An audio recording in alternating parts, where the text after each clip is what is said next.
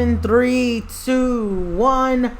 What's up, everyone? This is the Law Ray Ramundo, and I am back with another edition of the Law's Roundtable. This is episodio número 6. You might be wondering, wait, why is he speaking Spanish today? It's because we have to do a little bit special here. We have to start representing with Hispanic Heritage Month starting officially as of yesterday from this recording.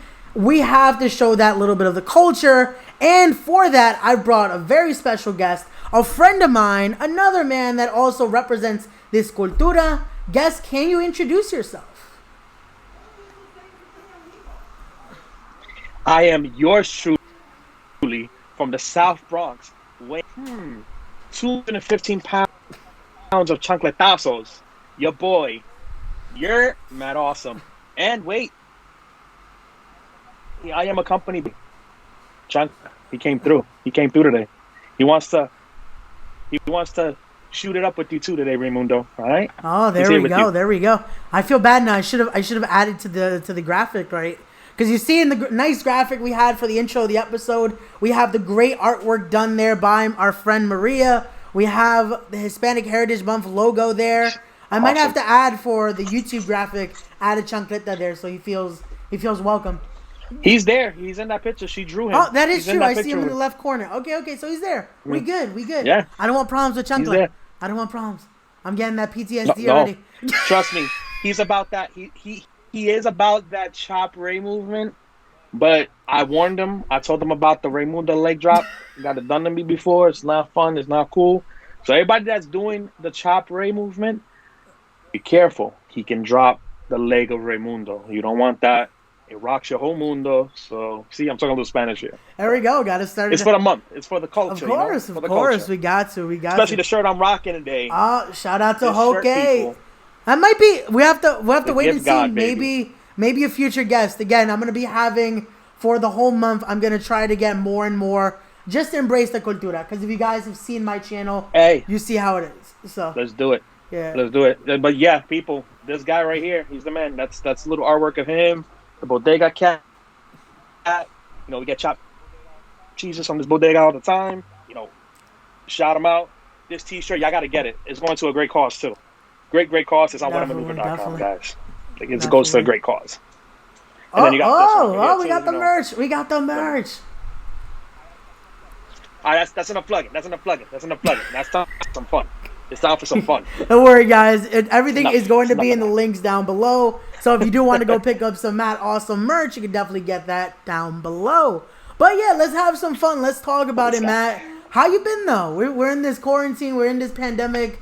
How's everything been? How's life? Everything's been good, man. The family's good. We're all healthy. God bless, yeah. Washing our hands, covering our mouths when we sneeze, when we cough. Wearing our face mask stuff. Right now I'm home, so I'm not gonna wear it. But basically, we've been keeping up. I've been working my shoot job this whole time. Been safe, washing my hands everywhere I go. Been good. Trying to get in a few workouts here and there in the house. Got to bring down them chancletazos a bit. But yeah, I've been trying my best. I'm getting back into my regular routine now. But yeah, everything's been good. Been catching up on some video gaming. Got back on my video gaming. Catching up on studying some wrestling. Catching up on my TV shows, especially. Catch that Lovecraft Country, please. It's on HBO Max, on HBO. Watch it. That show's buenísimo. You guys got to watch it. There we go. That's awesome. That's good to hear, though, man. I feel like that's been, the topic every time I talk to someone on this is just, hearing how they remain sane in a way, everything's been, just hectic, trying to get through this. And, still getting through this because I feel like we're done, but we're not really. Because we're still trying to get into this new normal in a way. Not out of the woods yet. It's a new norm. What I feel is that people need to adapt to it, and as humans, we've adapted all these years to different things, different causes. Every little thing that has happened, human beings have shown a way of adapting and evolving. We just need to get with the times. I get there's people that don't want to wear a mask. And I get it. It's annoying. Trust me. I'm annoyed with it. In my shoot job, I gotta be with a mask all day long. If I could breathe in a mask for about 7 to 8 hours, you can easily wear a mask for 10, 15 minutes, maybe even 30 minutes shopping. So you know, suck it up, do what you got to do. But I love how other countries have been on board, did their thing. They're kind of out of the woods. But yeah, I don't understand over here. Like I really don't. But at the end of the day, I'm healthy. You're healthy. The whole gang is healthy. That's all that matters, really, to me. Yeah, that's how it's got to be, man. And Chancla's healthy too. Oh, there you go. There you go. The Chancla has to listen. See, I feel like Chancla is the one that he's gonna be our new instead of Smokey the Bear telling him we want you to prevent forest fires, it's Chancla. We want you to prevent chancletazos. Wear your mask. We want you to wear your mask, or if not, chancletazos. Come on, you didn't see that video that I did not too long ago? I was hanging out with Brian from Five Villains. I was hanging out with him. He wanted to work out one day. I took him with me to Pelham Bay, having a great workout. He started coughing, and you know,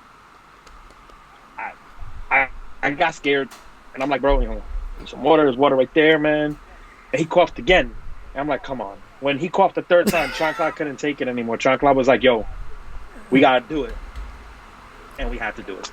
And you know, we apologized to Brian, and he was cool with it. He understood. He understood the cause. He said it won't happen again. He'll wear his mask. He'll make sure he doesn't cough as loud. He'll cover up more often. He understands. He understands. That could be you too, people. You gotta listen. You gotta be safe out there. Be wiser with your decisions, cause yeah, we're not trying to get sick. We're not trying to get sick here. Especially now, we're getting that cold season. Also, Chancla said he wants to join in on the Chop Ray movement. You heard that, right? Chancla wants to join in on that Chop Ray movement. I'm trying to talk him out of it, man. Trust me. But he said he said because, you know, he thinks Tiff is really cool. He wants some cookies too. So if she has to listen to this, he wants some cookies. But, you know, he wants a part of the Chop movement. Oh man. I don't know. I don't kind of feel bad, but oh man, I don't know, man. I don't know. That's gonna I've already taken so many chops, and I feel like it's not even halfway. Because every time I go to a show, it's like new people coming up. It's newer wrestlers. It's newer, like there's a shirt now, which, by the way, cheap plug, guys. You can get that shirt now at Teespring. Go to No Holds Bar Network. There's a shirt. There's a hashtag Chop Ray shirt. Oh my god, I need to There's get that a hashtag Chop Ray t-shirt. Oh, I'm gonna have to get that shirt. That's wow. Okay, but you got to think about it like this, right? It hasn't been the half of it yet. You still need some more of the family to do it. Some more of the family. Once all the, you know, everything starts up again, you know, not getting back to normal, when things get back to a regular, I would say, there's still, if you go to Battle Club, there's still a Battle Club family. You already got the Synergy family already chopping you. You still got the Hog family. You got the BWF family. Yeah. IWF. Well, that's family. gonna happen in October. I could see it happening already in October because we are going to IWA, and I already know. I'm kind of scared because I saw Steve Max on the card, and I know Theo can chop, and I'm not looking forward to that one. Theo only does it out of love. We know. They're all out of love, supuestamente. They're all out of love. It's all out of love, man. Amor. Mucho. Amor. Oh, man. But, yeah. You know what? You know what? When wrestling starts back up, I'm going to do that. When I go to hit people with the chancleta, I'm going to go mucho. Amor. There you go. There's the new t-shirt. Con mucho amor. Oh, there's gonna be a new t-shirt coming up. I got our boy Danny Nemesis working on it for me. In fact, it's gonna be a cool little graphic. It's gonna be, I don't know, because we were going over, and I want to see from you. I'm gonna ask you this question too. In the rankings of, you know, our people that have used the chancletas in, you know, our community, I wanted to see from kings, queen, am I dubbed prince of it, of using the chancleta? Because, you know, who do you think are the kings of the chancleta right now that use it in wrestling? If I go like king of it, I gotta go with Monkey. I gotta go with Ortiz. That's like as Okay. top right there. And who's the queen? With Prima, gotta go Diamante. Okay, so Well, that makes me the prince. even tied like Diamante and Mercedes, because if you catch Mercedes on the That's Indies, right. Mercedes would use the chancleta once in a blue. So I'll go there. That's right. I'll go Theo told me tie. that. I'll go with a tie there. Right there. Um, So that makes me the prince. yeah, I'll give you that. I'll give you the Prince. So Because right now I I'm don't the see Prince anyone of else doing Chancleta it. Style. Ah. I'm the Prince of Chancleta Style. So that's the news. That's the new T-shirt moniker that's coming out soon. So the Exclusive Prince there, of folks. Chancleta Exclusive, folks. Style. There we go. You get the exclusives on the roundtable. Yep, coming soon. Coming soon. Coming soon. Coming soon. Coming soon. Coming I'm soon. gonna have to cop that T-shirt though. So. I'm gonna have to cop that T-shirt. Yes. Oh And in man. the back, and it was a hashtag chop Ray. Oh man. No chopping Ray. No chopping Ray around me. Until Chancleta chops him, no chopping Ray around me. I'll probably take 2 of your chops. Just two. I'll take 2 of your chops. Uh, Just 2, and it can't be Theo. I'll take Aces. Aces is like a baby, so it's fine. Don't forget, you gotta get that's 2 of your again. That's gonna probably happen at IWA. It's not that bad. Oh man. But if Anthony St. James tries to chop you, you better chop him back. I actually got chopped by him because he came to Just chop him back. a pay-per-view party we did with Chop him back. Tiff, and I was like, why'd I get chopped? I didn't want to make fun of him, but it was like the lightest chop I ever taken because it was like, psh. I'm like, okay. That's why I said chop him back. Oh man. But yeah, let's keep it going. That So what have you been up to during this I've whole been staying pandemic? busy. I feel like I rejuvenated this channel here. Like I finally got it back rolling. I've been doing the universe mode. If you guys been subscribed, you've seen I've been doing the universe mode a lot more. I'm trying to get back into that because I've focused on fixing the setup. Like now we have this crazy graphic here thanks to the Queen of the Indies herself. I've started fixing up the style of it. Like I have this microphone in front of me now, which I guess we're getting semi-professional here in a sense. But yeah, I've been trying to fix up everything with the channel, back with the universe mode, back with the streaming, and just trying to stay sane. Because it's sad, like wrestling, I feel like, I can imagine for you it is as well. It was that space to get out of like the depression, the anxiety. And I feel like this whole thing was already stressful enough. Take away wrestling from us, it's like, now what do we do? So I felt like this was the time to get busy with anything and everything just to stay like grounded. And that's what it did for me at least. Like again, I've been starting this up. That's why I decided, hey, I like talking to my friends. I like talking these interesting conversations. Why not do it on a like this kind of platform and get people's opinions on it? So yeah, use your platform, man. That's the key to this. The key is using your platform. We learned that through this whole pandemic. Use whatever platform you have to speak your mind, whatever you follow, whatever you stand behind. That's why the moment you asked me about this, I jumped on it. I'm like, why not? Why not do this? For a friend especially, why not shoot the shit with a friend, you know? And when am I going to be in your universe mode? Well, see, we've tried to get this to work. We've tried, because again, great custom made by our good buddy Hot Dog, Mike Starks. But the problem is, every time I search him, he's nowhere to be found. Like, I've searched up... And it's on PlayStation 4 or Xbox? Okay. I'm going to get back to you because I think my cousin and his best friend did another one of me. With move sets and everything is complete. So, I'm going to find out from them and I will shoot you the info so you can download me. And ladies and gentlemen, if you want to download me into your universe, into your WWE game, and throw me in any type of match you want, I'm on Xbox. For sure. Type in the name Matt Awesome and you'll find me. I recreated myself on there with everything that Hot Dog sent me. Because again, shout outs to Hot Dog Starks, which is another man I want to get in the ring with when this whole thing dies down. Great friend. He did it and he sent me everything and I just recreated myself on Xbox. I put my own move sets together. Going to download me. I already have 4 people download me. Let's let more people download me.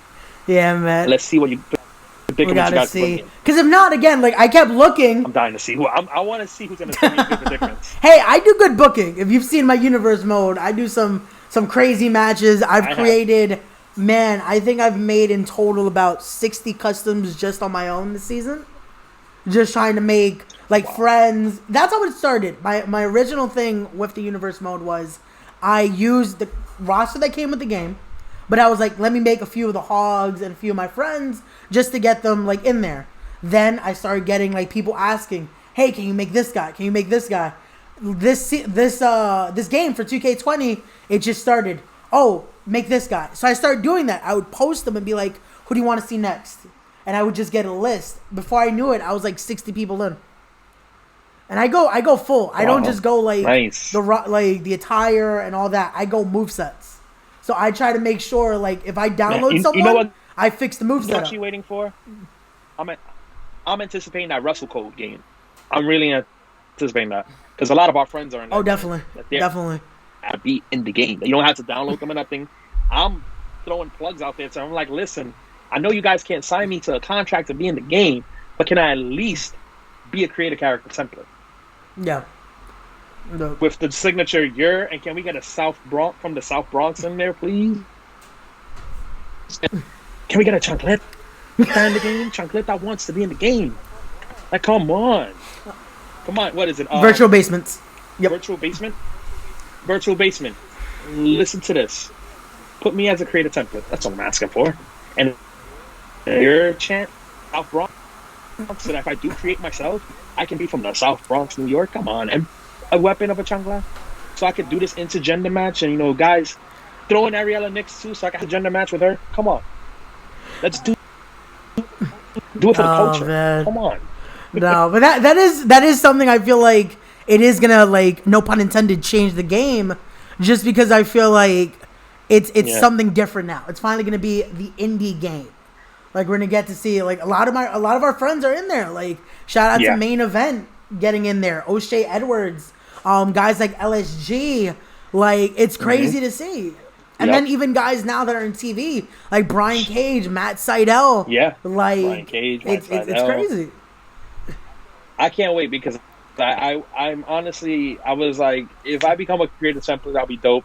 But if I had to create myself, I will go right ahead and do it all. I will, even though we're not a tag team no more, who says what the future holds for,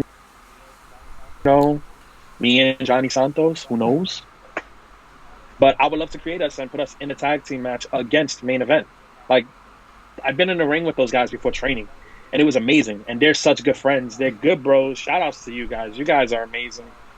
And, to see them, to be able to play with them in a game, that's gonna be completely awesome. Like, I'm anticipating that game, even though we gotta wait till like next year to get it. I think it is. They said early 2021. I'm gonna pre-order it, do everything.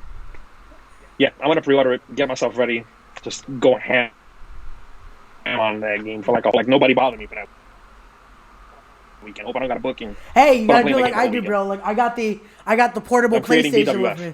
Like, that's how I do universe mode. Like, I have no excuse. I'll take it wherever I gotta go. Put on the Wi-Fi and we go in. So that's gonna be the new gimmick. When that game comes out, it's gonna be just taking it to indie shows. Like, yo, you wanna play? All right, we got this. Here we go.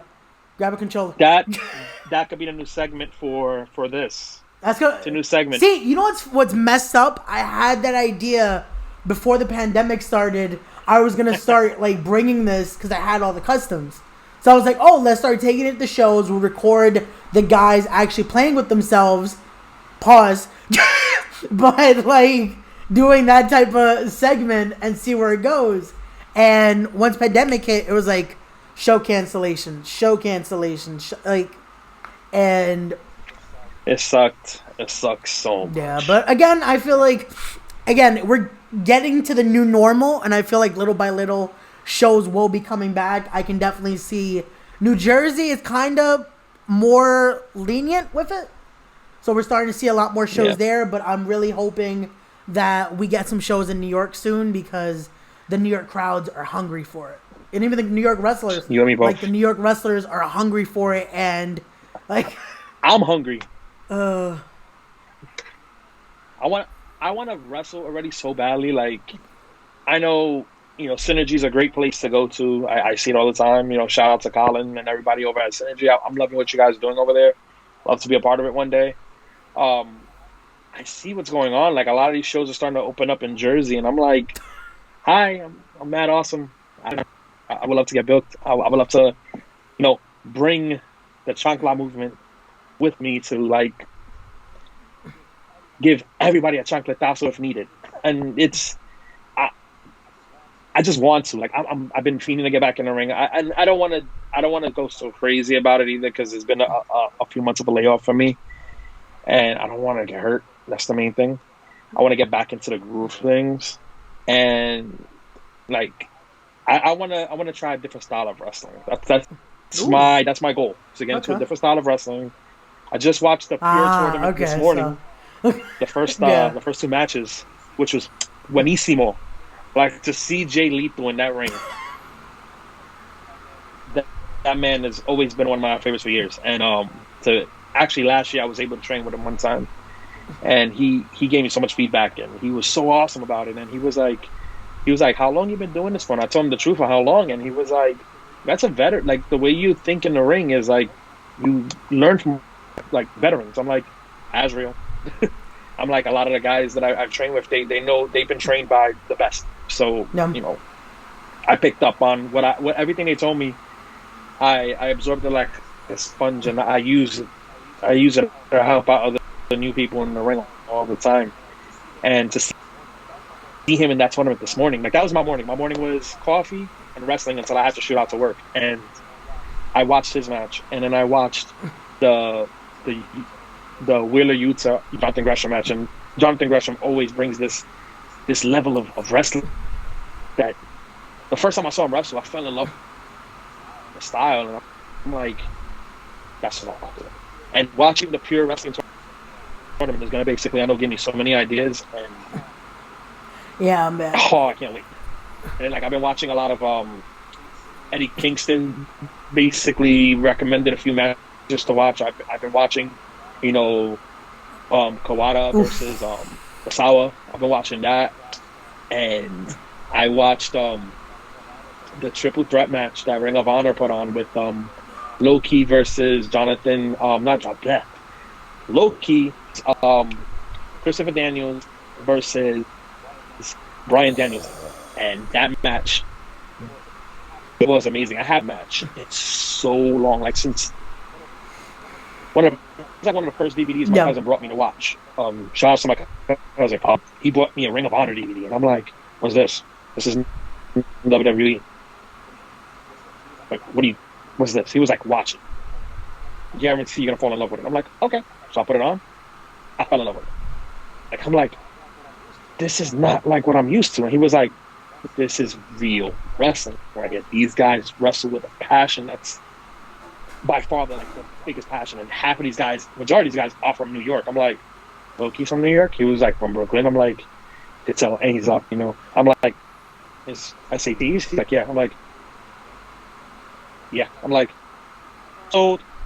And then I saw Homicide wrestle. I'm like, super sold. And then Eddie Kingston, all these people. I'm like, I'm sold. Like this is the New York base roster, and they're all freaking amazing. Watching this. And I fell in love with the style. I fell in love with Homicide's style. I fell in love, and that's the style. Like I'm like, I can see myself wrestling a little bit like that, but I want to throw in that. Yeah, they invented that like New York strong style. People are doing it. Yeah, that New York strong style was what they invented. They're watching Xavier. Insane, man. Piece Xavier, what him? Oh my God, Xavier was insane. And him and Low-Key, those matches were, oh my God. Like, I gotta sit back and watch all of those again just to get that nostalgia back. To like get my mindset to get back in that ring. Because that's exactly what I want to do. Oh man. And that's good. That's good though. Like you want to, I feel like tape study is the biggest thing with wrestling. Like that's always what I was told. Like watch everything. Absorb everything you can because you want to be able to adapt your mindset to whatever in there. And I feel like that old school ROH, like he's not lying when a lot of those guys were New York based. For a long time, ROH was New York. Like I feel like we missed the opportunity because I feel like no one, like our generation of indie wrestling, knew about that once it was here. Like we all found out about it years later once it's gone. No. Like, and it's crazy to think It was still around when I got into it. It was still around, but I never knew when there were going to be shows like that because there wasn't the end we have now. Like, oh, wrestling show coming. Like we didn't have that. Like we had to literally look on street corners to see like a sign on there saying professional wrestling live this day, this hour, admission this much. That's what we have to look for. Or if not, a few months later we got a DVD or actual tape. I'm dating myself too. Tapes or DVDs. And my cousin used to like literally bless me every other weekend with different like Ring of Honor DVDs, ECW DVDs. He even brought me the Backyard Wrestling DVD. And Yeah. I got so drawn into it. And that was when I really fell in love with wrestling. And then, years later, I'm doing it. And like and also through this whole pandemic, I've been watching a lot of movies. The acting stuff, like little to work on my acting skills too, because I want to be more entertaining. My character, my character is already entertaining with Chancleta, but I needed to I've been watching a lot of movies, getting into movies, old movies that I haven't seen in years. I've been throwing on TV shows, been doing all that That's stuff. good though. You gotta keep your mindset rolling. Like I feel like, especially acting, like as much as this is combat. Wrestling is combat. It's still entertainment in a sense, and you still have to know how to be able to portray something to get the crowd involved, to get the people to believe. Because believability is the biggest thing, and I feel like that's what makes people watch movies. Because when you watch this, like you can watch Al Pacino, but you believe he's Tony Montana in that movie. Like it makes you believe, and that's what you have to bring in wrestling as well. Yes, you got to bring that, like that creates this character. That's like with you're Matt Awesome. You've created this persona and you give it out. Like I've always said on this, Ray Raimundo. Yeah. Which technically, I'm just myself turned up 100. So percent of the time, when I'm doing my promos on my character, I'm myself 100% of the time, just turned up a few notches. Which is just me. I'm always a cool guy to hang out with. You know me personally. We've hung out, and you know how I am outside of the ring and inside the ring. No, I get that, but it's like that believability though that makes people think this is you 100% of the time though. Like there's nothing like that changes it. Like we said though, you got to be a little bit higher that notch. Yeah. Eddie Kingston said it best. Eddie Kingston always said it. He says he's himself turned up. That's it, and he's believable, and that's why he's so believable. Even his promos are you feel this man. You can be in a honestly through the pandemic. I've been down. I've had some depression, like we've all like yo, when is this gonna end? Or is it gonna end bad? Like what's gonna happen? We've all been worried through this whole pandemic. I'm not gonna sugarcoat anything. Yep. I did feel down a lot, but what pulled me away from that? What pulled me away from it was watching classic promos or watching promos that friends of mine or wrestlers I've met and I've had like great conversations with, and they've given me feedback. I've watched their work. I've watched their promos. Eddie Kingston's promos by far has been the best things I've watched through this whole pandemic. Like just hearing him, like it grabbed me. I'm like, wow, like that's exactly how I feel. And a lot of wrestlers even responded back to him saying, I felt like this was the end for me, but what you just said, your words pulled me from that dark place. And that's exactly what his promos do. Even the promo he did at ICW, challenging Cody and challenging Zack Sabre and Nick Aldis, it was from the heart. And he was like, I was literally just talking. I was talking shit. And I'm like, I believe it because I personally know him, but I believe it because it was so believable. Yeah, but see, that's what differentiates it. And because it's like, he debuted, and I'm like, that's what makes it different. Because we believe it because we know him, but what makes it so much more is because people that don't know him personally, they felt it. They felt those words, and that's what Eddie. I feel like there's a lot of great promos in wrestling, but I feel like no one can touch Eddie on that factor. He'll make you believe, and he'll make you feel something. He'll make you feel something. Like, I don't know if you watch BTE like that, but they did a little skit with him this week, and he cut a promo on a cookie. Yeah. And I almost teared up because he got emotional with a fucking cookie. I'm like, how do you get emotional with a cookie? He got emotional with the cookie, and I'm like, I don't even want to eat that cookie. I don't even want to eat cookies no more because of this guy. But then I ate a cookie after. At that moment, eat the cookie. I waited till later to eat the cookie, but it's so real, and I love the fact that even though this pandemic has kept a lot of us out of the ring, a lot of us worked on our craft Yep. of promos and putting out content.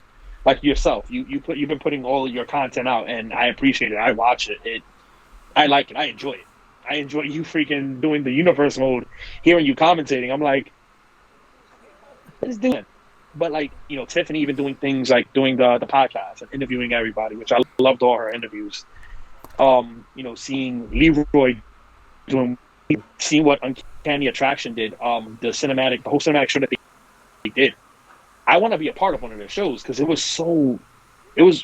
literally grabbed me. I was watching it right after Dynamite last week, and I'm like, well, this is actually really, really good. And they shot some of it in the Bronx. They by the world, not from the Third Avenue Bridge, and it was cool. Like Hot Dog was in it and everything. It was great, and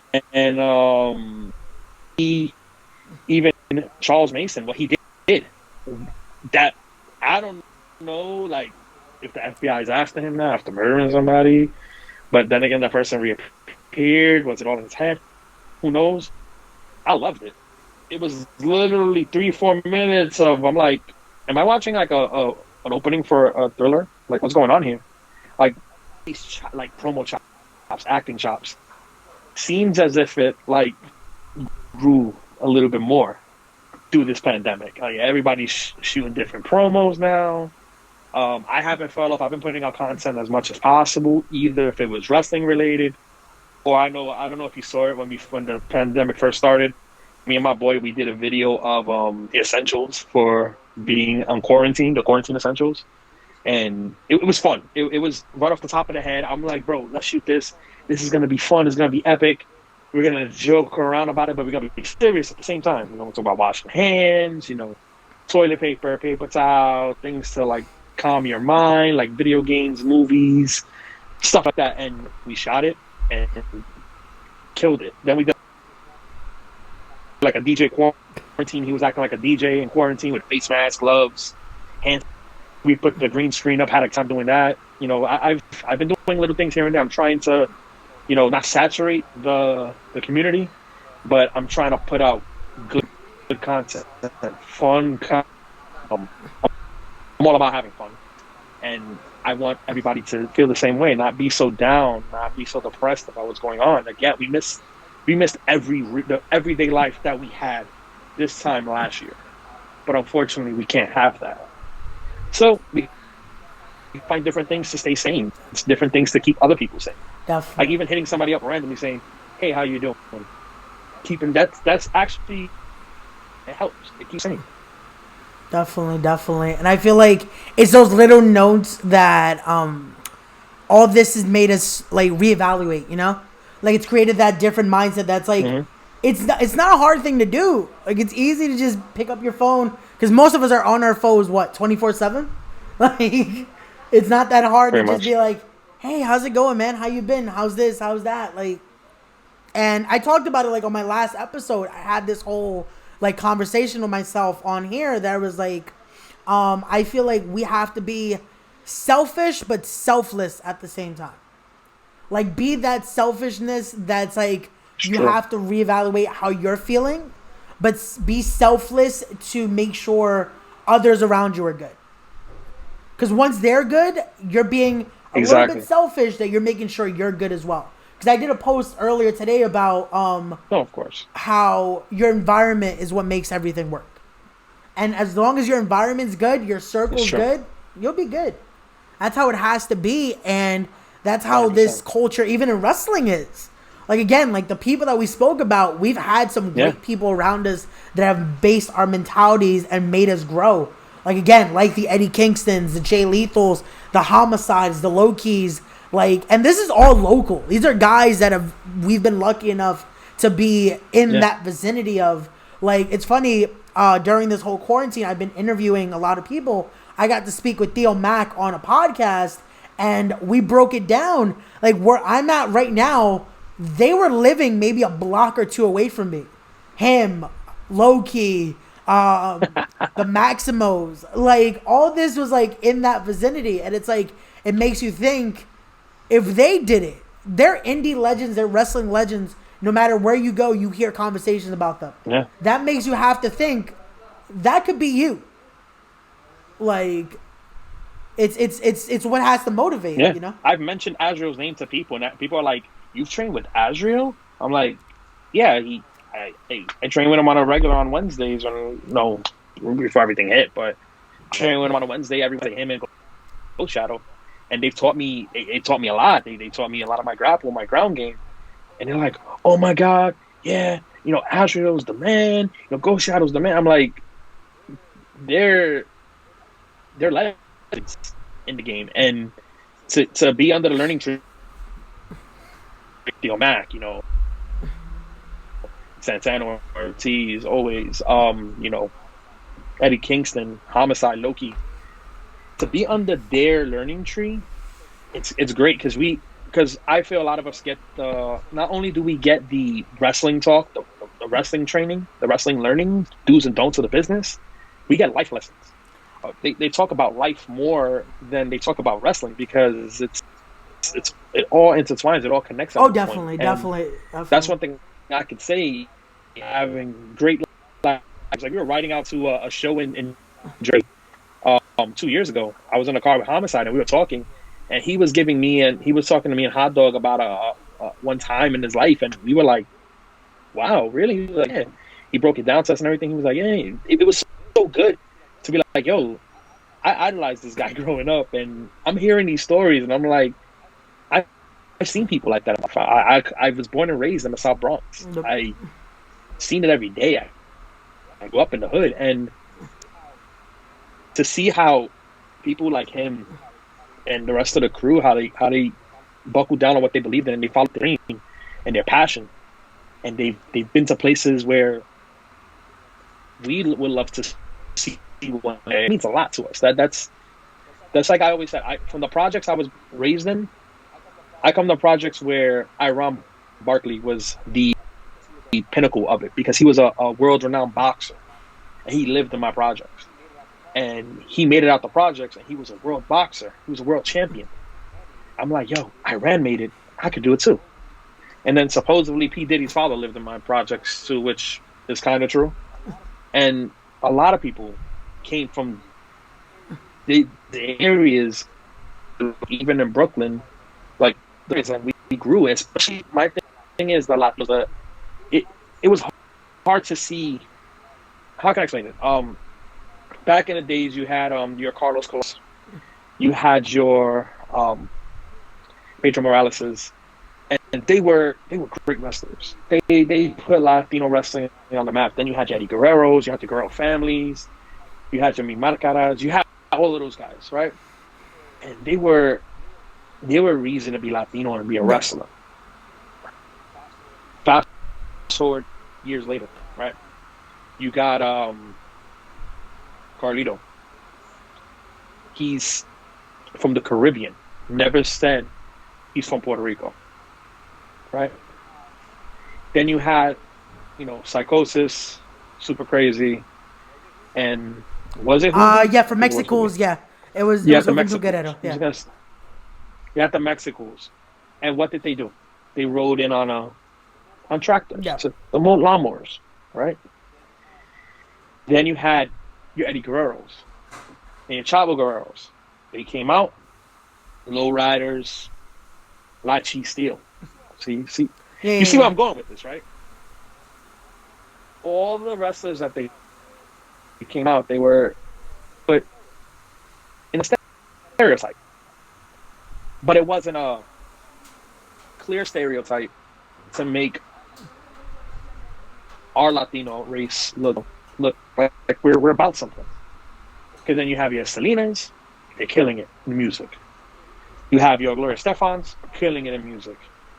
You have your Jennifer Lopez's killing it in acting.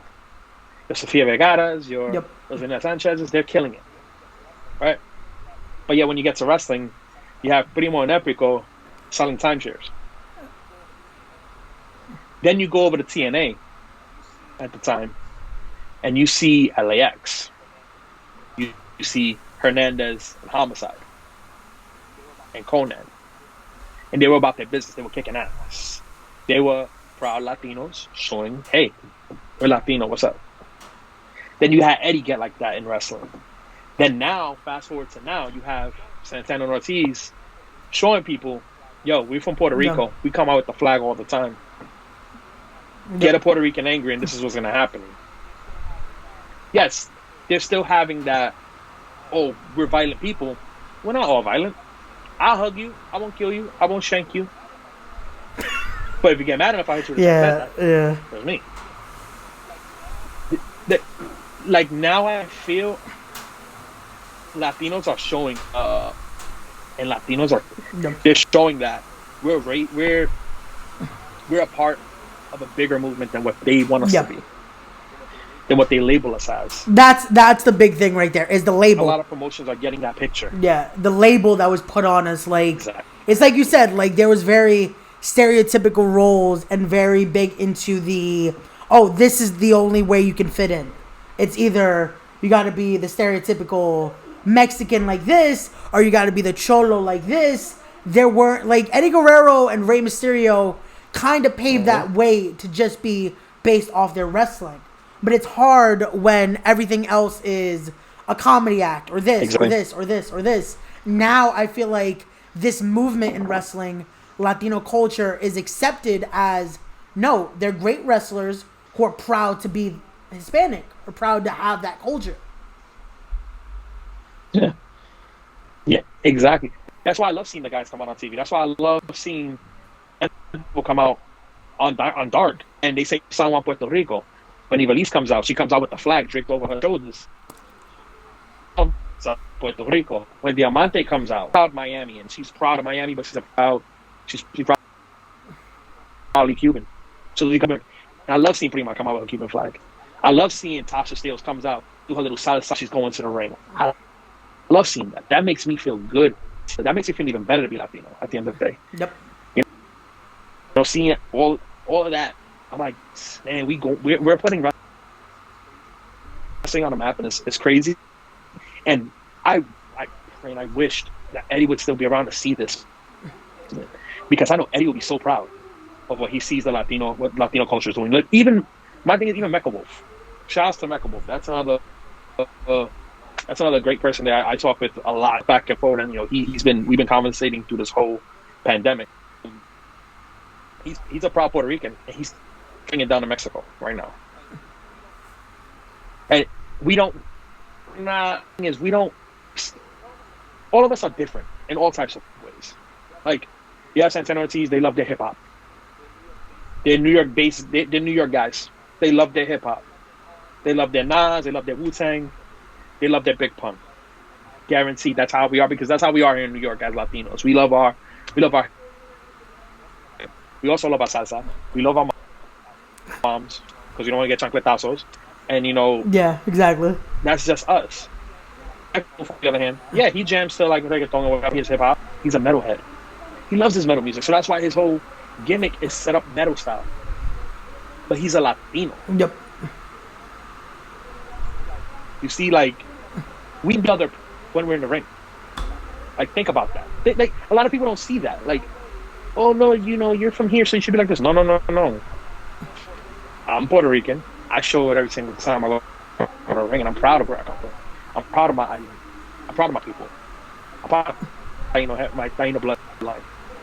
I go to the ring with my flag all the time, and I rock my flag on my knee all the time. That's me, because I want to represent for my people. But I'm also a New Yorker. I'm also was born and raised in New York. I have to show sides as a plate. Yeah, I can speak Spanish if I need to, but I also am fluent in English, and I love my hip hop. So I'm always gonna jam to my hip hop. But no, best believe I'm gonna have some La India in there, some Hector Lavoe in there, and even though I'm not Dominican, I'm not some Romeo Santos in there. I'm gonna have, even though I'm not Honduran, my girlfriend's Honduran, and I've been listening to their music. I've been eating like them recently too. Maybe have some of their music in there too.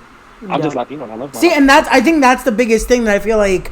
Even I heard this conversation the other day with more of my Hog family, with Smooth Blackman, and with Ultraviolet, talking about not being Latino enough, in a sense. Yeah. And I feel like that's the label we get, especially even in wrestling, is, oh, you don't act Latino like this. It's like, what's acting Latino though? Like, we have to literally, what is acting we have Latino, to come exactly. out fully, like you said, like it has to be with, if you're Mexican, oh, you have to come out with lowriders or in a lawnmower. It's like, no. You can be Mexican and have that orgullo for Mexico. Like, look at the Lucha Bros. Lucha Bros, Phoenix and Pentagon, they're Mexican. Oh, they're orgulloso de ser Mexicano, but they don't have to come out with the stereotypical stuff. But you know it, because nope. Like, gotta come out with the flag. That's how it is with, even again, with Santana and Ortiz. Like, those two guys are New Yorkers to the bone, but they're orgulloso de la isla. They have that respect for the island. And again, they don't have to, like, be brought out like that. They don't have to come out with a fucking tostón, you know? Like, I feel like that word that's like, that they do. It's a good idea. That's going to be the next gimmick for someone, coming out with a full just plate of tostones. Somebody's face. Oh, man. Heel, they got to eat it and throw it in somebody's face. Or put mofongo in the middle. And then eat it after. That's it. Oh, jeez. That's it. New gimmick. Whoever steals that, I'll fucking you. You heard it here, folks. You heard it here first. No, but it's true. If you think about it, yeah, right? Just think about it. We do a whole bunch of Latinos in the game that wrestle. And you don't even know. You don't know that they're Latino. Nope. There's a lot of people they don't know. And like you were talking about with that conversation that they had the other night with Ultraviolet, I always knew she was Latina. You don't have to always parade around that you are for people to know you are. Yeah. You know, you don't. Who else was like that? Our brother who passed recently, Matt Travis. He was like that. He was Latino. We knew it. Yep. No, and it's to show it that he had to be like, oh yeah, no, he did it. Because he'll still show it regardless of how he whooped your ass. At the end of the day, it was hard. The way we whip people's ass is how we show how Latino we are. If you see me backhand somebody Prince Of Chancleta, he's Puerto Rican. Well, if I bring on an extension cord, you really know I'm Puerto Rican. Oh man, I'm getting PTSD. No, but that's the thing too. Like, Maddie definitely was one. Like, Maddie, you wouldn't have had to ask. You can see that. And again, it's one thing to have to, like, be proud of it. You have to be proud for yourself. And that's what I feel like is the biggest thing. Like, I always got that, especially like when I was younger. I got the, oh, you don't look Latino enough. You don't this, you don't that. It's like, but I am. Like, even now, if you don't know me like that, you don't know my actual last name, you don't know I'm Hispanic. Like, you couldn't tell. I have silver hair, for crying out loud. But you hear me speak Spanish, you think I'm from El Campo. Silver Fox.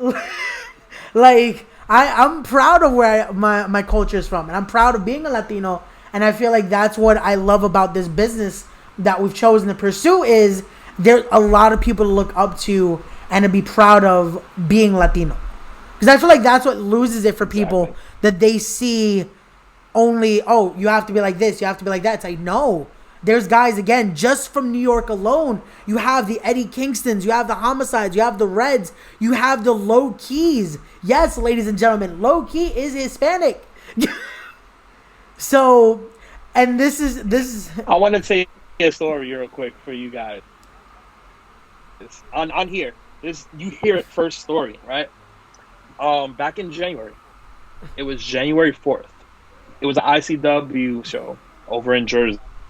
Yeah, I went right after the Battle Club show. In fact, shout out to Battle Club. You know, they do amazing things, and hopefully when they come back, things will be even bigger there. But right after the Battle Club show, me and we shot ICW. And we were chilling out with Diamante and Sasha Steels and everything, watching, you know, Low Key and watching Homicide go crazy. Theo was there with us watching. At the end of the show, I went to the locker room to say bye to, you know, Mac and everybody. And I was saying bye to by the homicide and low key, and Tessa was there. I was saying bye to her, and we were talking. I'm like, yo, you guys want some coquito I have left over? Because I make coquito, people. Holiday season, I'm making coquito again. Just let me know, hit me up. But yeah, I made coquito for the battle group. I'm like, Key, sorry, you got the rest of the coquito. They were like, you make coquito? I'm like, yeah. So then, funny story is, low-key got into a whole science behind coquito with me. And I'm like, wait, what?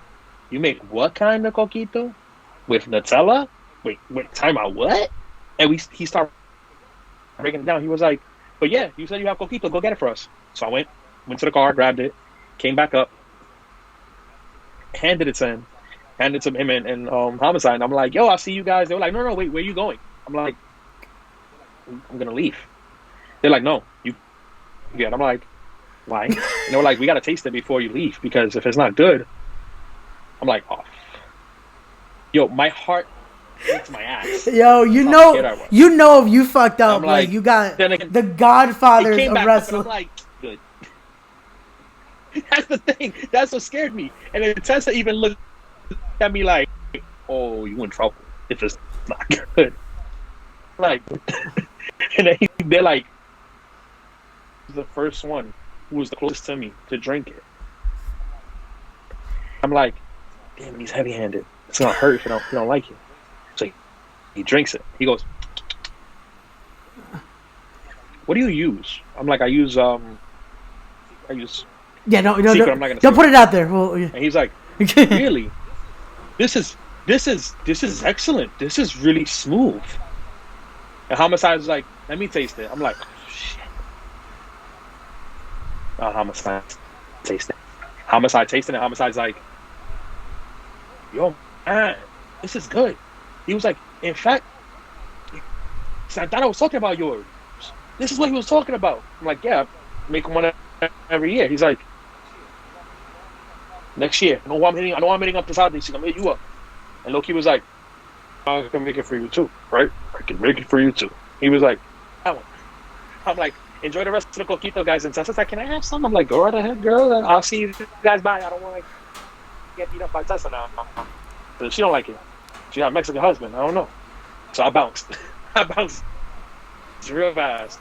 But it's funny because you wouldn't think that Loki would go down into a whole breakdown of coquito. And me and him were going back and forth talking about like, what's the best coquito? I told him the best coquito is the originally made. The one that, your mom whipped up in the kitchen right before the family came over, or we're taking it over to a family's house for a holiday. Like, that's the best one. And I followed a recipe that I found online with one of the ingredients that I use that is different, because my mom used to make it. Rest in peace, Mom. She used to make it. And I'm like, Mom, why you put so many cups of alcohol? And they say this. She was like, trust me, there's a reason why. And I make it the way she used to make it. And I've had people be like, yo, this is great. And then if I had these, I was like, I guess I did a good thing. So, but yeah, like having like a conversation about Loki is like, we weren't even talking about grapples or favorite match of all time. We're talking about coquito. And that's how we are as Latinos. We'll talk about, it doesn't have to be what we surround ourselves with all the time. It can be stuff. It can be like favorite dishes for the holidays, or like random stories of growing up, different things of that nature. And that's why I love our community of wrestlers, and I also love our Latino community in wrestling, because we do, and I feel like that's something that's not lost. No matter who you talk to, if it's the youngest person in this community of Latinos, or if it's the old dogs and the old guard like that, they still have that root. And it's the great thing to see. Like, again, like I still am always called the damn young boy, because I'm only 22, but I've had those convos with like our godfathers in wrestling, the tios, and it's like, young boy. I've gained that respect, and I still, I'm proud of being Latino, because I see the tree that we have to look up to. It's like, okay, I got shoes to fill, and it's great to see. And again, New York alone, you see it, And again, I encourage everyone, especially if you're listening to this, especially if you're Latino, no matter what you are, I'm scratch that. Whatever you are, be proud of what your heritage is. Be proud of your culture and embrace it. Don't be scared of the labels that have been placed on it. Don't be scared about what people think you should be or act like. Know what it is in your heart and enjoy that. And us, we're lucky. We're in this wrestling culture that's like Latinos are proud of it. Latinos are doing crazy things. Like one Latina right now is the National Wrestling Alliance's women's champion. Imagine that, a company I love her. that was based in the South, and Thunder Rosa, a Mexican-born wrestler, who first language is Spanish. Like, she has that accent, and I'm proud because again, it shows you can come from La Tierra like that in Mexico to then come to the States and dominate the women's division of a company that started in the South. Which again, we're not gonna bring up what, but it's like the South wasn't as proud back in the day of us Latinos, but it shows you, it breaks those barriers. They weren't proud of Latinos. They weren't proud of and it breaks that barrier. Yeah. And to have her, you are 100% correct, right? She breaks a barrier, and she represents not only for the Mexican community and the Latino community. She represents for all women. That's the thing. It's not just because she comes from the raza she comes from. She's a woman. Yep. And she's killing it in the Indies. She's killing it in NWA. She killed it at All Out. I love that match. Same. And tonight is going to be a cultural clash. It's going to be Mexico versus Puerto Rico tonight. And I'm psyched to watch it. I'm so psyched to watch it tonight. I can't wait to see that match. Same. And another person I had a chance to actually sit down and talk to before, which was her. I spoke with her after a match. Me, her, and Rich Swann. The cultural mix right there. It was me and Rich Swann, and we were talking about the match that I just had. We were going over a few things that she did that he kind of called for her to do, and she was like, "Man, it went easy." And then we were talking about it. And then who creeps in right behind us? Mecha Wolf.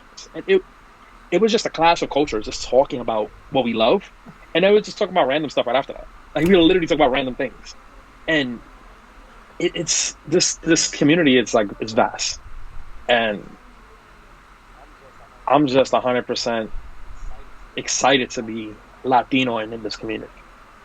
Definitely, man. Definitely. Again, it's a great thing, and I'm glad that I as an hermano of yours, I'm glad to see what you've done, and I can't wait when this starts getting better to see what you can do, because sky's the limit, bro. Sky's the limit. So. And you've seen where I've come from, man. Definitely. You've seen where I've come from. I came from sitting ringside. I've always said this, and I've always said this since day one when I'm on shows with people talking. I've been to other indie shows. I've enjoyed them. The first person to put me in the ring was Steve Pena. To this day, I'm always going to give him his shout out whenever I speak on anything. Because if it wasn't for that man, I wouldn't have rolled.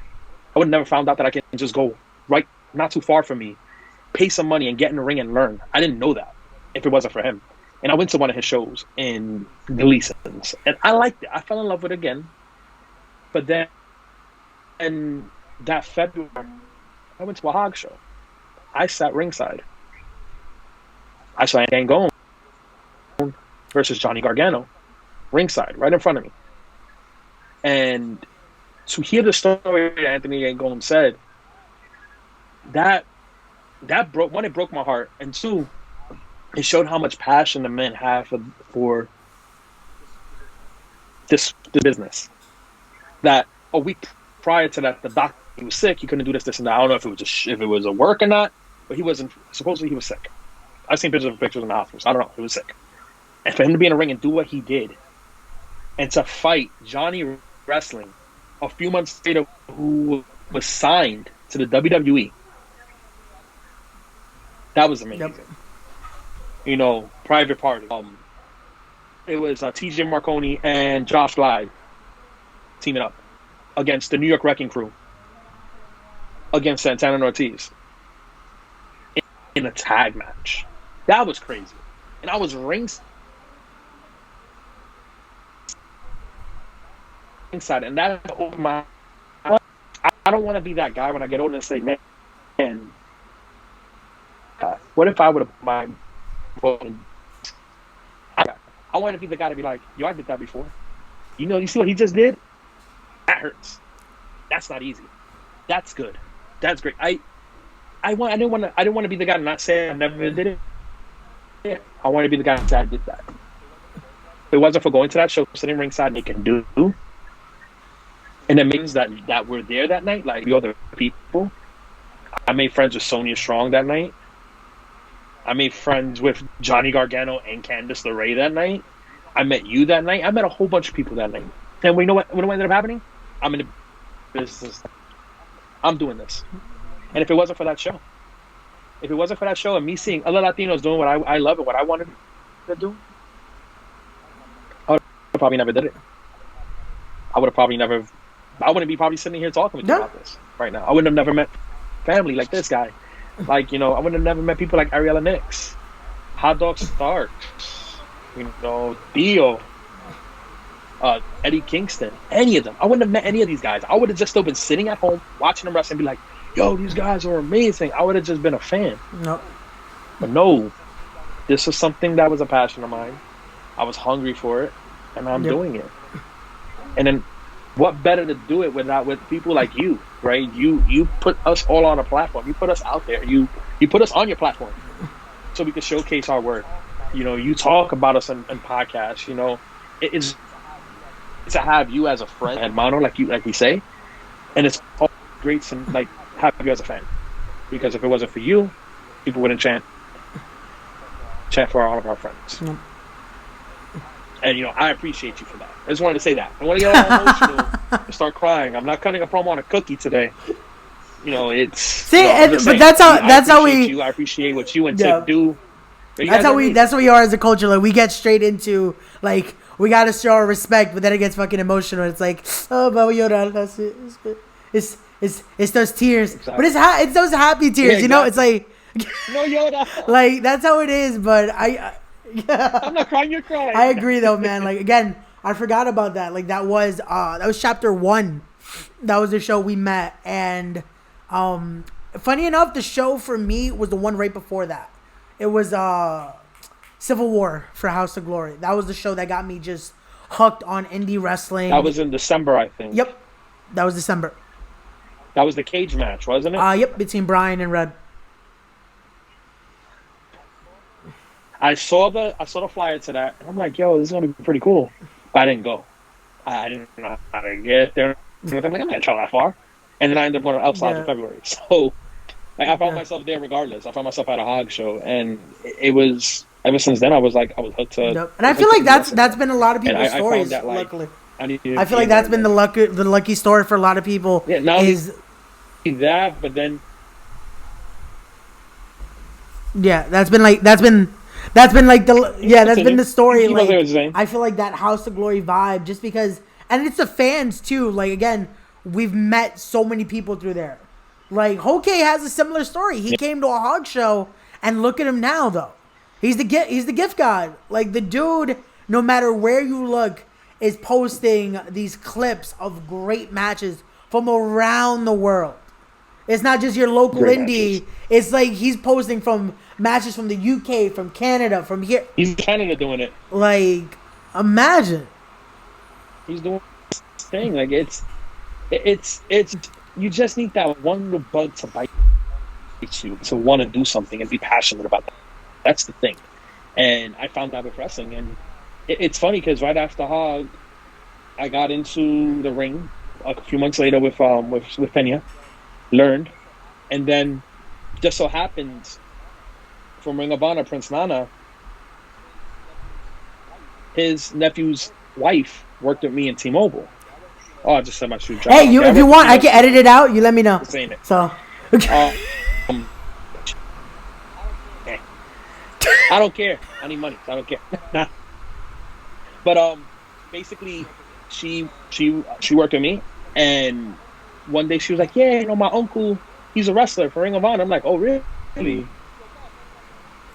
She's like, yeah, I told him that you're a wrestler. So I met him, spoke, and he invited me to, so he had me ticket. Went, got the tickets, went in, He's like, at the end of the show, meet me at the. I'm thinking he's probably not gonna do anything for me there. A few wrestlers are coming out. Me still being in fan mode, just taking pictures with them, talking with them. He comes out with Leo Rush. He's like, "Hey, Leo, this is my boy Matt right over here. He works with my niece. He's a supervisor. He's a wrestler too." That was the first day I met Leo Rush. Big Lethal. He introduces me to the whole locker room. Right. Fast forward a few more months later, that was when my mom passed away, and that December she passed away in November. That December it was on Final Battle, so I had decided to go to Final Battle. I bought tickets, and he told me, "Hey, if you buy tickets, let me know. I can see what I can do." Unfortunately, he really couldn't work too much with me that night because it was so busy with Final Battle. I got a chance to bump into Cody Rhodes again because this is the second time I bumped into Cody, and we spoke about my mom passing, and he pulled me aside. We had a great conversation, and he was like, "If you ever need anything, follow me on Twitter. What's your handle?" And I told him my handle. He followed me right back at that day, and he would check up on me every now and then when I would tweet at him. Fast forward, I'm doing ring crew for Ring of Honor. So now we're all talking or whatever. He's introducing me to more people. Fast forward to a few months before the pandemic hit. Training at BWF. Who walks in the door to start training? Prince Nana. I get in the ring with Nana. We're working back and forth. We're going at it. We sit down right after. He's like, "Seeing you grow in this business, it's crazy. You went from being a fan from behind the rails, cheering on these guys, to being in the ring and working like these guys, to working guys that are in the business that went through the doors of Ring of Honor. You're training with guys that went through the doors." He was like, "You are he was like, you and a few other guys are the posters of what following your dreams and putting your mind, your best foot forward for your passion is. That's what you guys embody."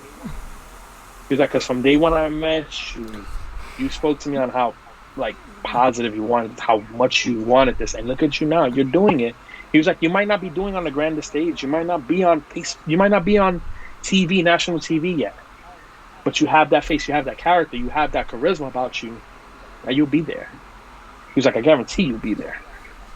And when he told me that, I was like, "Thank you." I felt so humbled. I was super humbled. And I will always give that man respect no matter what. Like on Twitter the other day, he said something about people disrespecting him. I'm like, who I gotta go give a chancletazo to? But let me know. And he was like, "You family." I'm like, "Of course I'm family. It don't matter if your niece no longer works with me. I'm always gonna respect you. You're one of the legends in the game still. No matter what you did, you're still a legend." He was great at Ring of Honor. He does a great job anywhere he goes. Oh, yeah. I've had those conversations with Nana. I feel like his mentality again is one of those you don't hear much. He doesn't get his due, and I feel like a lot of the guys like you've mentioned, the Azraels, the Ghost Shadows, these guys invented a style that now everyone does like nothing. But back in the day, they were the originators. Guys like that, and it's insane. Style. And again, I feel like this is the great thing about guys like us, that we respect that and we take that and we absorb it, and we've created what we do. We created our niche, and I feel like that's going to be our story one day, is that this was the generation that grew from the fan to wrestler, and now they're going to inspire that next generation and the next and the next. And it's insane, man. It truly is. It is. And to see people again, going back to what we said before, seeing people who are literally down the block from us, who were in our community, who was a few blocks away, a different borough away, on TV. Not only on TV. Take, for instance, Amazing Red, I met him a while back, great guy. Spoke to him briefly. Seeing him on New Japan was amazing. Seen all of this man's work over the years of watching him, amazing. To know he's a Boricua from Brooklyn. Santana and Ortiz to know that they're Boricuas from New York. It's humbling to be a Latino in this culture. Not only Latino, anybody should be like that. Anybody should feel that way. Anyone. Doesn't matter if you're Latino, Black, Chino. Don't matter. You should be proud of where you come from. Be proud of your raza. And you know what? Accept everybody's raza at the same token. Exactly. That needs you to be need the to best accept thing. everybody. That needs to be the biggest thing, and I feel like this is something I've stressed, especially during this pandemic. Be good people, be better people, be wise, and be real. If anything, be real. Because I feel like we create these facades, and I feel like end of the day, be a real person. Respect others for what they are. Respect others for what they bring to the table. Because end of the day, the table's big enough for everyone. And everybody's here at these tables to eat, right? We're all here to eat at the end of the day. We're all here to eat. Doesn't matter what's your sexual preference. What do you want to be labeled as in this world? What's your nationality? Doesn't matter. We're all here at this table to eat, and you know what? We should all eat. And we should all eat equally. We should all make it equally. It shouldn't be that, oh, you're that skin color, you can't do that. Oh, you're from that race, you can't do that. Oh, you like the same sex? No, you can't do that. No, it's inclusion. Everybody should be included, no matter what it is. Exactly. You need to be included. That's why I love the wrestling community.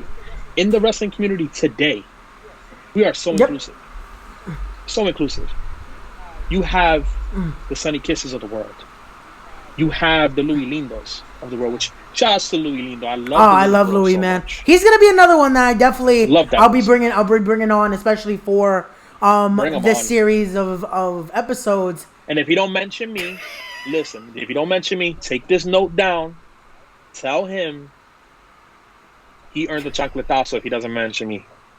Okay, let him know. There you go. We're gonna timestamp this. We're gonna timestamp. So once we get awesome. Timestamp this right now. But no, like the Louis Lindos, the Sunny Kisses, the brain fart for a second there. The Diamantes, they're open about themselves, right? And it takes a lot for somebody to be open like that. Coming from where we come from, it takes a lot for somebody to come out. And definitely. And it takes a lot of strength and bravery and courage, and for you and for anybody to put them down and put them in a back burner deserves to get a chancletazo at the end of the day. Not to make it funny or nothing, but they deserve to get slapped. No, definitely. Because these people work as hard as you do to get to where they are. We all work hard to get what we want. And it doesn't matter what your sexual preference is. It doesn't matter what you want to be labeled as. What should matter is your work. Your work ethic should matter all the time. All the time. No, it's true. And I feel like that's what... It's even funny, like, I don't want to correct you there. I feel like, but they work even harder.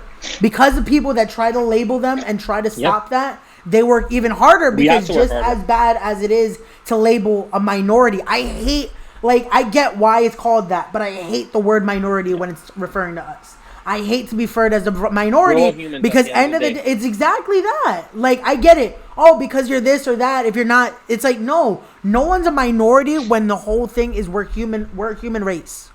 Yes, we're Latino. We're this. This is our culture. Our culture shouldn't define our status of minority, majority, whatever. We are as hard as working people. Our status quo should not be labeled as that. Exactly. That's the status quo. In society is set up like that. Society is set up with, who's on the top, who has to be on the top, right? Then who goes after that, and after that, after that, after that. No. If it's one table, we are all sitting at that one table. There is no levels to the table. A table can be put vertically. It can only be put horizontally. And if it's horizontally, it's at the same level. And everybody should be at that level. No matter if you're male or female, trans, doesn't matter. No, and that's how it has to be. Doesn't matter. That's how it should be. All on the level playing field. We should all, anybody else has to work harder. Latinos have to work harder. Blacks have to work harder. That's what it's labeled as. But to look back at history and to look back at it, We have better work ethics than a lot of other people out there. We do. And again, I don't feel like it's the So worst why? thing that we do. I feel like the society change though is gonna see we've done that and we should be valued for that. And that's what future generations should look at. Exactly. They shouldn't be ashamed, and that's what I want to leave off here is again, especially during this month, look at your roots, embrace who you are, and just be proud of it. Be proud of that no matter what you're doing in Yes. life. If it's like us, if you're in the wrestling community, don't be ashamed of being Latino. You don't have to be this label. You don't have to be, because you're Hispanic, be worried about, No. oh, they're going to put me in a luchador mask, or I'm going to have to do that or this. No. Don't be worried about that. Being a Latino in wrestling means a lot. Being a Latino in anything. I have friends that have gone on to be lawyers, to Yes. be police officers, to do this, to do that. And it's even in wrestling. And it's like, again, value who you are, value your culture, and that's going to take you a lot more. That's the biggest thing with this. Put it like this: my uncle, when he lived in California, he was LAPD, right? He was a narcotics cop. He had a canine. He was part of the canine unit, right? He was the first Puerto Rican canine unit officer in his county. So what were they doing all those other years? My uncle got there. He was proud of that. He was proud of that whole thing. I'm proud of it too. I'm like, yo, my uncle was a LAPD canine unit, first ever Puerto Rican. What? When he told me that, I was like, oh, okay. We doing it. You don't ever denounce where you come from, either. That's one thing. I notice a lot of people trying to downplay their nationality sometimes so they can fit in. Don't ever do that. Be proud. You got to be proud of where you come from, because our ancestors, our grandparents, everybody worked so hard to get us to where we are today. For you to turn your back on us, so turn your back on your people. Turn your back on your grandparents, your ancestors, everybody, those roots. You gotta embrace it. You gotta be proud of where you come from. You gotta be proud that the day you cut your arm open by mistake, God forbid something happens, and that blood that comes out of you, that's not no other race but, the people that your ancestors. That's your Puerto Rican race. That's your Ecuadorian race. That's your African American race. Don't ever denounce your nationality at all, or back away from your roots ever. It's sad. There's people that do that in this world, and that it's kind of like, you know what, that's your forte. I'm not gonna tell you how to live your life, but you should always be proud of where you come from. Always. I'm proud I come from the South Bronx, New York. I'm proud I was born and raised in an area where I had to know what it meant to have $1 in my pocket. I'm proud to be Latino and from New York City at that. This is the melting pot of the world. This is the center of the universe. And I'm happy to be a part of this area. Yeah, sometimes I feel like, man, why are these people making more money than me? Is it because of their skin color? Because I'm kind of light like them. But I'm Puerto Rican. I work extra hard for my money. But I bet they can't do what I did. I bet they can't walk in my shoes, or my ancestors' shoes, or my family's shoes to get to where we got. They'll struggle all the way through. A lot of them were born with a silver spoon. Like a lot of my cousins' friends in Florida, they have money. They have boats, right? They go boating every weekend. My cousin acts like them sometimes. He's Puerto Rican. He acts like them sometimes. I'm like, yo, bro, you're not. Like, I remember years ago when I was a kid, and I would go there, and they'll be like, oh, you're from the Bronx? Oh my God, have you seen somebody get shot? Oh, have you robbed anybody? I'm like, nope. I've heard gunshots. Oh my God, how was that? I'm like, we're still here. As I was always told, you can live in this shit and it won't rub off on you, right? But never forget where you come from. No, exactly. That's the biggest thing. And I bring my New York every single time I go anywhere outside of New York City. I'm like, hey, yeah, I'm from New York. We can hold the conversation. I'm nothing lower than you. I can hold an educational conversation with you. I can speak educated if I have to. And I can also speak like I'm from the hood all the time. Be like, yo, what's good? I can talk like that too. but I choose not to. No, I feel like that's the thing. And I'm not saying that I denounce my area. No, I talk like that with my friends all the time. But it's time and place for things too. You don't have to denounce where you come from, but it's time and place to talk like that at the same time. Look at this conversation we had. Again, we're two dudes that come. I come from the projects in Brooklyn. You're coming from the Bronx, but we can have a cordial conversation like this and not need to show that full side, you know?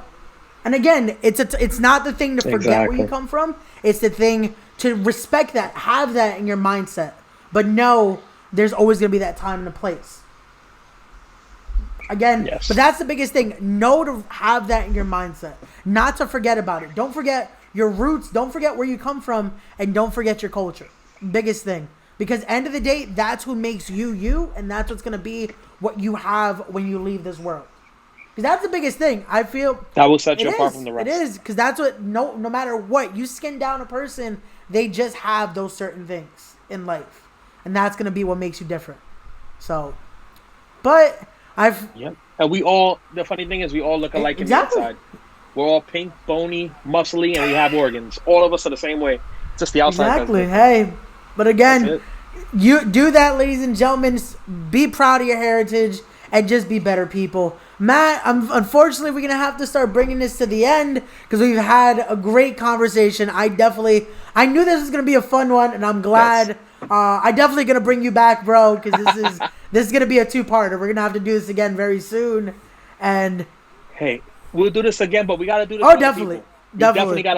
We got to sit down and have a list. In fact, people of the internet world, I'm going to throw this out to you for me and Ray, right? This is for me and Ray. You have me and Ray already.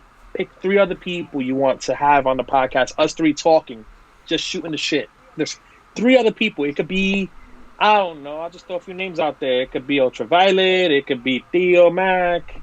It could be Leroy. It could be okay. It could be whoever. Just pick people. Let Ray know, and we could have a sit down like that. What do you guys? We'll definitely set that up. Again, let us know. I'm going to put it out there. We're going to put it in the comment section down below. Let us know. And who knows, maybe the time's of the essence. So who knows, maybe a month from now, we'll set up part 2. And that will truly be a roundtable. And we'll keep this conversation going. But Matt, for those that want to find you, where can they follow you on those social medias? Oh, you guys can find me on Instagram at Matt_Awesome17. That's me on Instagram. You got me on Twitter with Mr_RatedR17. Yes, I was a huge Edge fan, and I'm always going to keep it like that. And, ProWrestlingTees.com. Cop that shirt, man. Matt Awesome. Get yourself this Baby Yoda passing the chancleta, the passing of the power. There's also another one there, as you can see from the logo. That one is one of the other T-shirts. And, yeah, man, just follow me on those sites. And, Matthew Caraballo on Facebook. You guys can follow me there too if you like. See my family life and everything like that, because I'm kind of a stepdaddy, so stepdaddy duty sometimes. And Chancleta's on all those handles too. He's there.